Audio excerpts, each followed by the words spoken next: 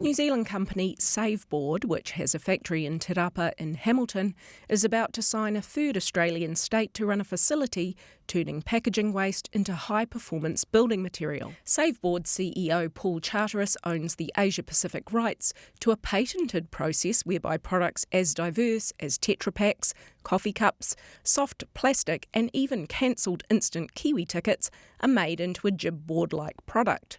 Paul joins me now, and Paul, why is it called saveBOARD?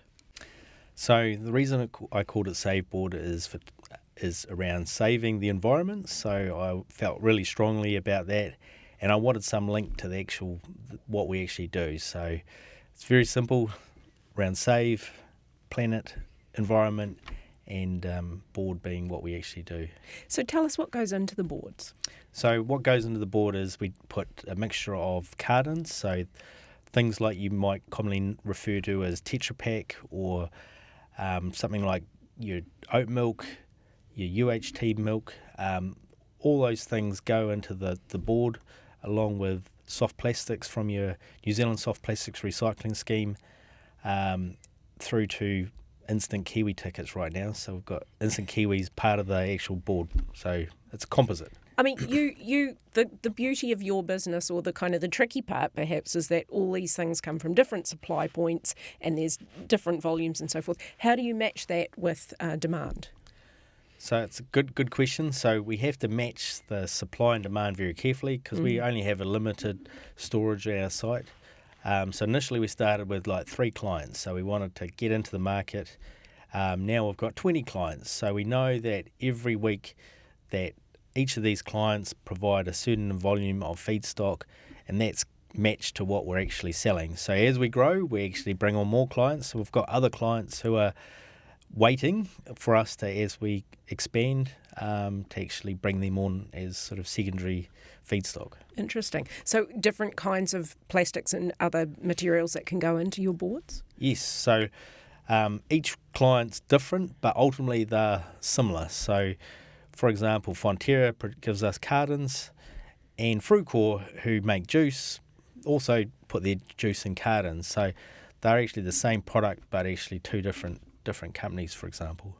Why do you think it's taken so long for people to come to this kind of environmentally? Like, it seems like packaging has taken a while to get to a point where you can have, polystyrene that's green or boards that are green. Why has it taken so long to get to this point?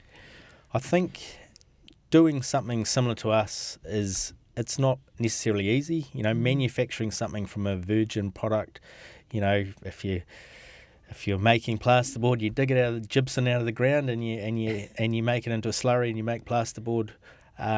Or if you're making aluminium louvers, you can just use sort of virgin aluminium. But to actually use a recycled or a reused or repurposed product actually takes a lot more technology and thought process around doing it, and I think ultimately consumer demand is changing what people do. So consumers are voting with their feet, and if you're not doing something like that, then you may not have a business in the future.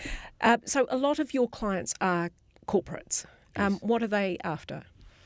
So they're after doing something different. Using traditional materials is no longer necessarily the best option. The best client we have, they actually send us their waste materials that we make into boards that then go back into their stores. So they're doing it for the right reasons. They use the decorative board, which you can actually see their packaging back in their stores that consumers then go and see. That's pretty cool, isn't it? So They see their packaging on their walls. Yeah. That's amazing. That really is. How do you get the word out there? I mean, you've had a lot of publicity. Is it word of mouth, or do you do advertising and marketing? So, like all new companies, our marketing and budget is relatively, modest. So we do a mixture of paid advertising and, we look for exposure where we can. For example, I'm at a commercial expo the next couple of days, and we've got a stand, but we're also doing a sort of co-marketing with the Archi Pro who are hosting the event. We're actually going to take all their coffee cup and soft plastics waste from the event, and we're actually going to take it back to our factory and make into boards. Wow. So it's they see that as a pretty cool story. So we're able to stretch our advertising dollar a bit more because they see the value in that. So are you spending more to get to developers, or are you spending more to get to sort of consumer end of things? The hardest one is probably getting in front of the architects and specifiers, because they're the ones who actually, tell the clients what to use, what not to use. And as you know, they're all in little practices all around the country. It's not like we can go to one single place and say, please use our... So it's a lot of strategic, visits. Some of it's through to cold calling, through to conferences, through to, morning tea, sort of show and tell of what we're doing. So, yeah, it's a bit of a process. So you've got 10 people working in Hamilton. How many... how is that split between the factory and the back office? So we have about 7 people on the plants. So we've got... we run a night shift and a day shift, so there's sort of 3 on every shift, plus we have a supervisor. We've got sales and marketing, myself, and a administration type person. So It's relatively lean. It's quite lean, yeah. It's quite lean. And look, as we're going into Australia, we're going to have to take on some more staff. So we've got an Australian general manager who will look after Australia, reporting to me, and operational staff and sales. So yeah, we'll have to scale up as we get bigger. And you've got some exciting news in Australia. Yeah, so last year we were successful in being awarded the New South Wales grant, which was $1.74 million, and we've just recently been successful with the Victoria State Government to put a plant in Melbourne.